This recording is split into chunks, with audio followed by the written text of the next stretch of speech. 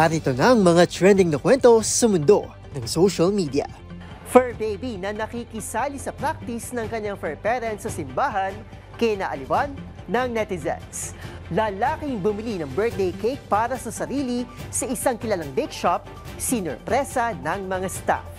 Bride na muntikan ng mabagsakan ng props habang naglalakad papasok ng simbahan, iniligtas ng production staff. Panukalang barangay ordinance na nagbabawal sa pagpapakain sa mga ligaw na hayop sa Makati City, inalmahan ng netizens. UP at DLSU cheer squad sabay na itinanghal ang kani-kanilang university chants bilang protesta laban sa korupsyon, viral. At mga Pinoy kabilang sa top ChatGPT users sa buong mundo.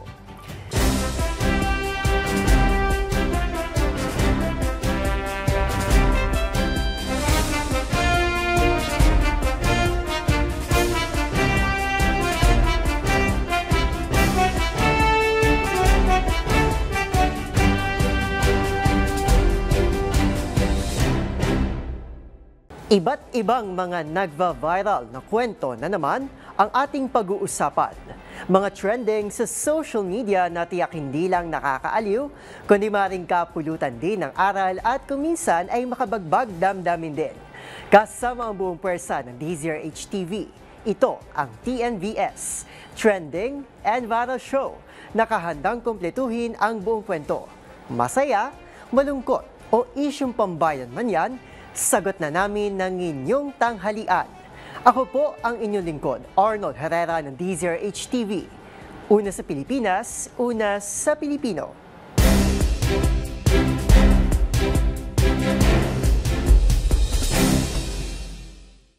Para sa ating unang istorya ngayong tanghali, pinusuan ng maraming netizens ang tila pagsapaw ng isang fur baby habang nagpa-practice ang kanyang fur parent kasama ang kinabibilangan nitong choir group. Ang fur baby, sinaway ng mga choir member, bagay na mas lalong kinaliwan ng mga netizen. Ang cute na reaksyon ng aso na si Poching, panoorin sa report ni James Galange. Sino nga ba naman kasi mag-aakala na bukod sa pagtahol, ang ating mga fur baby marunong din palang sumabay sa pagkanta. Viral kasi online ang video ng Aspen na si Poching na tila sumasabay sa practice ng choir na kinabibilangan ng kanyang fur parent.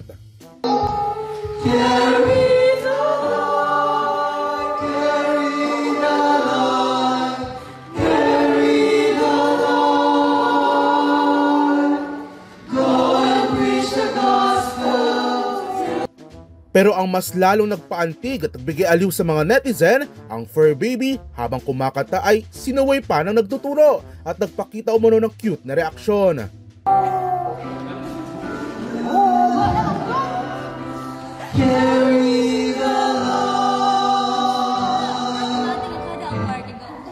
Nag-alala naman ng mga netizen kay Poching matapos itong sitahin na analay takot masapawan at balamangan. Habang pabirong hilit naman ng isang netizen, sintonado daw umano ang lahat ng kumakanta maliban kay Poching. Samantala, paliwanag naman ng mga eksperto, kumakahol umano ang mga aso sa tuwing naririnig nila ang mga matataas na tono na para sa kanila ay isang uri ng pagtahol na kung kaya't sumasabay ang mga ito. Kabilang na rin ang mga intensity music na siyang nagtutulak sa kanila na tumugon ng kusa para makakuha ng atensyon o dahil nakikita nila ito bilang isang paraan ng komunikasyon at pakikipag-ugnayan. Ang video humakot na ng mahigit 310,000 views at mahigit 66,000 reactions sa TikTok. Para sa DZRH TV, ito si James Galange, una sa Pilipinas, una sa Pilipino.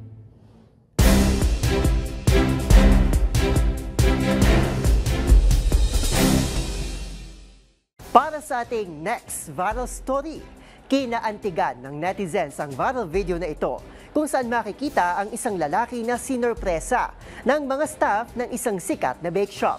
Mag-isa kasi itong bumili ng cake para sa sariling kaarawan. At nang makita na tila malungkot ito, doon na sinurpresa na isang cake with matching happy birthday song pa ang naturang lalaki. Ang nakaka-touch na tagpong yan, panoorin sa report ni Rovic Manuel. Kaantig na reaksyon mula sa netizens ang viral video na ito ng isang kilalang bake shop dahil sa kanilang ginawa. Makikita kasi sa video ang isang lalaki na bumili ng isang birthday cake sa kanila. Nang tanungin ng staff kung para kanino ito, sumagot ang lalaki na para raw ito sa sarili sa kanyang kaarawan ng araw na yon. Maya-maya lang habang naghihintay ito ng order na cake, doon na siya sinurpresa ng ilang staff ng bake shop. Wish ka na. Kinayak sir, nayak dito. Nalulunod sa batikos ng sa kung ano lamang. Happy birthday po! Bitbit ang cake na sinabayan pa ng pagkanta ng happy birthday ng staff. Si Danley, ang lalaki sa video, hindi na napigilang lumuha sa ginawang ito para sa kanya. Kwento ni Danley sa pamamagitan ng ibinahagi nitong post, hindi niya raw inaasahan ng sorpresang ito mula sa hindi niya kaano-ano o kamag-anak. Sa kanyang caption nga, sa halos 4 raw na magkakasunod na taon, ay madalas na makalimutan ang petsa ng kanyang kaarawan. Kung kaya, ginawa niyang siya na lang ang bumili ng birthday cake para sa sarili. Pero isang kabutihan pa nga raw at tila memorable experience ang tagpong ito para sa kanya. Dahil dito, maraming netizens ang humanga sa ginawang ito ng mga staff ng Goldilocks sa New Lower Bicutan branch para kay Danley. Anila, hindi naman daw talaga mahirap ang maging mabuti o mabait sa kapwa. Deserve din daw ng bonus itong mga staff na hindi nagdalawang isip na damayan si Danley sa kanyang birthday. Binigyang diin naman ng netizen na ito ang salitang binitawan ng isang staff na pumunta ka lang dito sir kung gusto mo ng kausap, na ika nga, napakalaki ng maitutulong nito sa buhay ng isang tao. Punta ka lang dito sir kapag Thank you po. Samantala, maraming netizens naman sa comment section ang bumati at nagpahatid ng kanilang words of wisdom and empowerment para kay Danley. Sa uli, nagpasalamat ito sa mga staff na sumurpresa sa kanya at sa lahat ng mga taong dumamay sa mahalagang parte ng kanyang buhay, ang kanyang kaarawan. Para sa DZRH TV, ito si Rovic Manuel. Una sa Pilipinas, una sa Pilipino.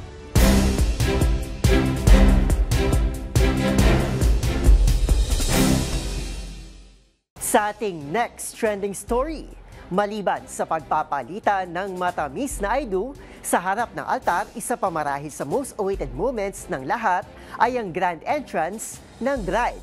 Gaya ng eksena na tampok sa isang video na mabilis nag-viral matapos makaranas ng tila superhero moment ang isang bride na muntikan ng mabagsakan ng props habang naglalakad papasok ng simbahan.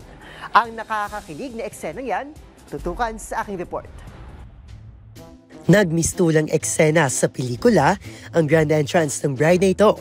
Ilang sandali bago ang kanyang kasal matapos sagipin ng isang production staff na nag-ala Superman. Batay sa video, maririnig ang direktor na minamanduhan ng bride na maglakad ng diretsyo patungo sa pinto ng simbahan. Mukhang maayos ang lahat nung una nang biglang, sige, okay lang yan. Sige, diretso hanggang pintuan.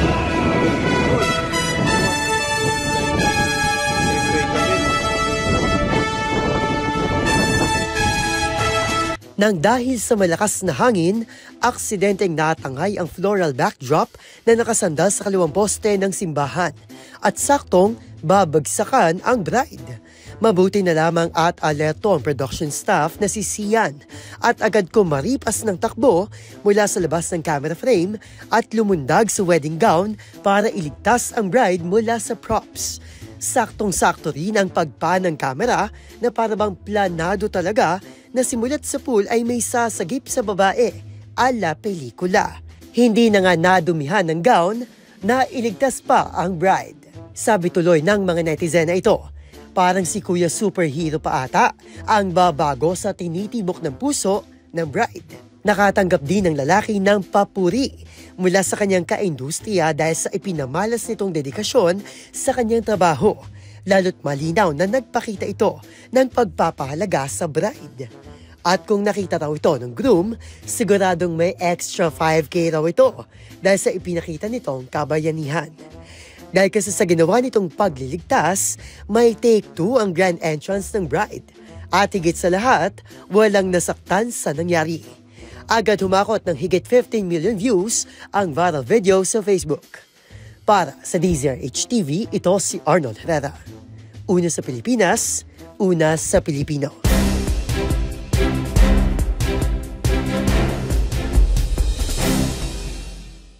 Ang ating sunod na viral story, Hindi napigilan ng mga netizen na umalma sa panukalang barangay ordinance sa lungsod ng Makati, kung saan ipinagbabawal ang pagpapakain sa mga ligaw na hayop.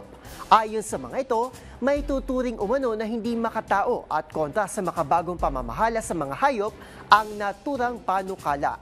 Ang pahayag ng ilang animal welfare organization at ang hinaing ng mga tao online, panoorin sa report ni Millie Borja. Ang batikos mula sa mga netizen ang isang panukalang barangay ordinance sa Makati City na naglalayong ipagbawal ang pagpapakain sa mga aso at pusang kalye sa mga pampublikong lugar. Inimbitahan ng Barangay Bel Air ang mga residente at stakeholders sa isang public hearing noong October 28 upang talakayin ang panukalang Barangay Ordinance No. 2025-006 o an act prohibiting the feeding of stray animals in public spaces within Barangay Bel Air and for the other purposes. Base sa nilalaman ng panukalang ordinansa, ipinagbabawal ang pagpapakain ng mga ligaw na hayop sa anumang pampublikong lugar sa nasabing barangay, anuman ang dahilan o dami ng pagkain.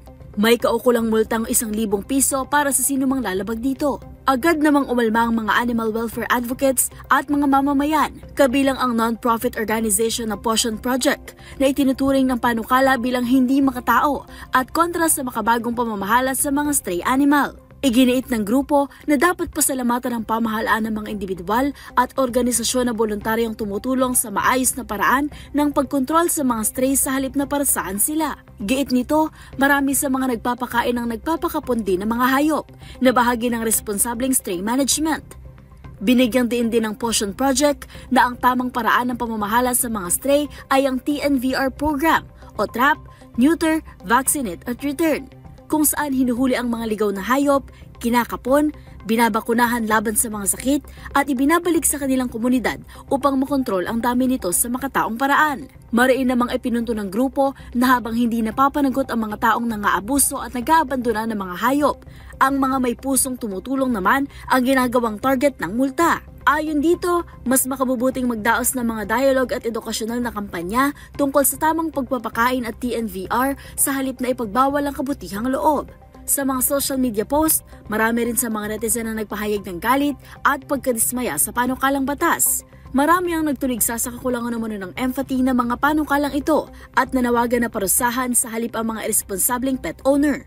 Dahil sa malawakang pampabatikos, ibinalita ng isang Facebook user na nahinto muna ang pagtutulak sa nasabing ordinansa at magkakaroon ng karagdagang pag-uusap sa pagitan ng mga opisyal at ng mga animal advocate upang magbuo ng mas angkop na panukala. Base sa Animal Welfare Act of 1998, ipinagbabawal ang anumang uri ng pagmamalupit, pang-aabuso o pagpapabaya sa mga hayop, kabilang ang hindi pagbibigay ng sapat na pagkain, pangangalaga at masisilungan. Para sa DZRH TV, ito si Millie Borja, una sa Pilipinas, una sa Pilipino.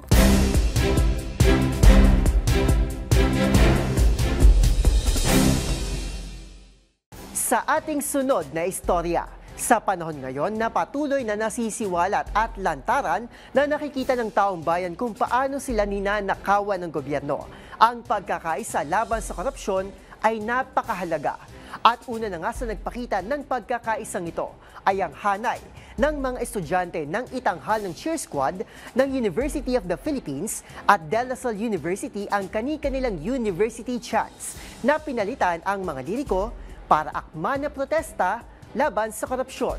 Ang viral na joint advocacy performance ng dalawang universidad sa report ni Rose Babiera.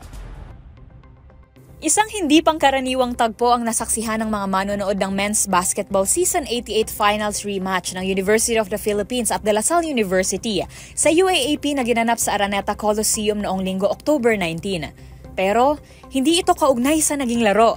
Ang dalawang universidad kasi na madalas naghaharap sa court bilang magkakatunggali o magkakalaban, nagsanib puwersa para sa isang pagtatanghala laban sa katiwalian. Sa halftime ng match, magkasamang inawit ng UP Pep Squad at DLSU Animo Squad ang kani-kanilang mga university chants na pinalitan ng liriko bilang protesta laban sa korupsyon.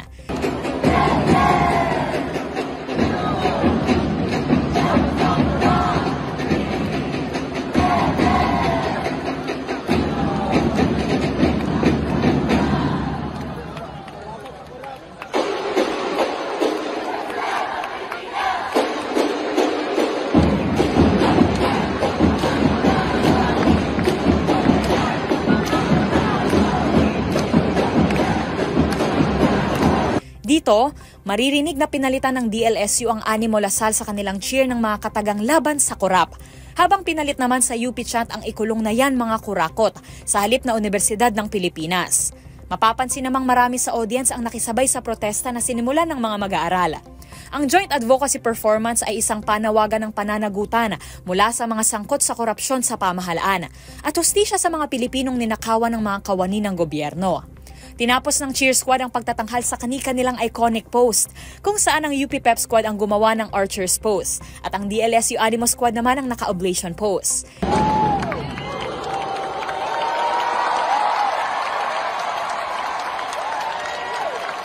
Inuwi naman ng DLSU Green Archers ang panalo sa laro sa score na 71-69.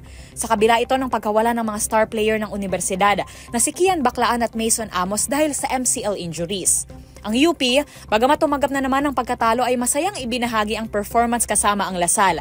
Kasunod ng mga katagang We Found Love sa caption. Patunay sa nagkakaisang taong bayan laban sa iisang kalaban, ang korupsyon. Para sa DZRH TV, ito si Rose Babiera. Una sa Pilipinas, una sa Pilipino.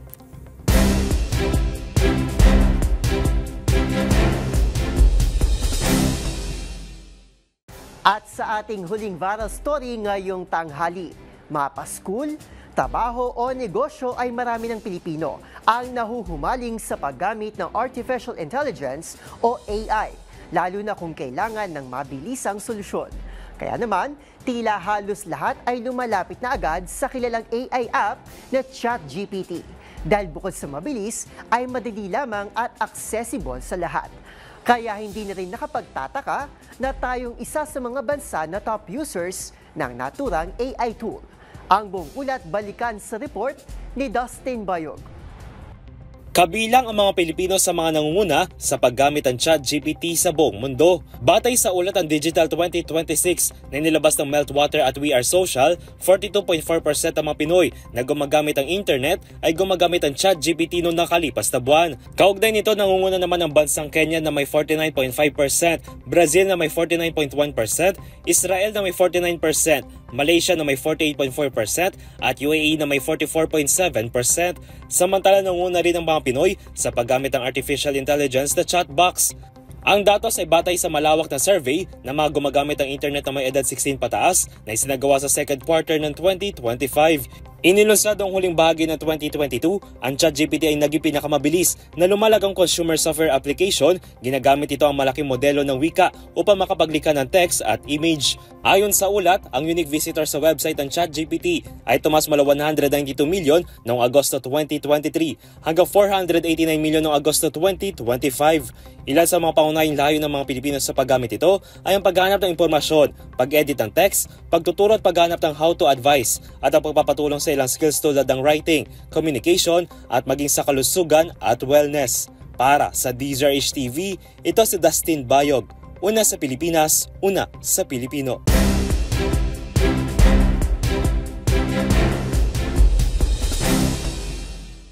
At yan ang mga kwentong kinagiliwan, pinusuan na gumawa ng ingay sa social media. Kung meron di kayo mga katulad na istorya, ay i-share nyo na yan sa ating comment section o di naman kayo itag nyo kami sa TikTok at DZRH News. Maraming salamat po sa inyong patuloy na pagtangkilik sa ating programa. Magkita-kita tayo muli sa susunod na linggo para malinghimayin, tuklasin at buuin ang mga detalye para kapag nakita mo ang viral video na may nag-share, ikaw na mismo ang magdadagdag ng mga impormasyong nalaman mo sa TNVS, Trending and Viral Show. Ako po, si Arnold Herrera ng DZRH TV, una sa Pilipinas, una sa Pilipino.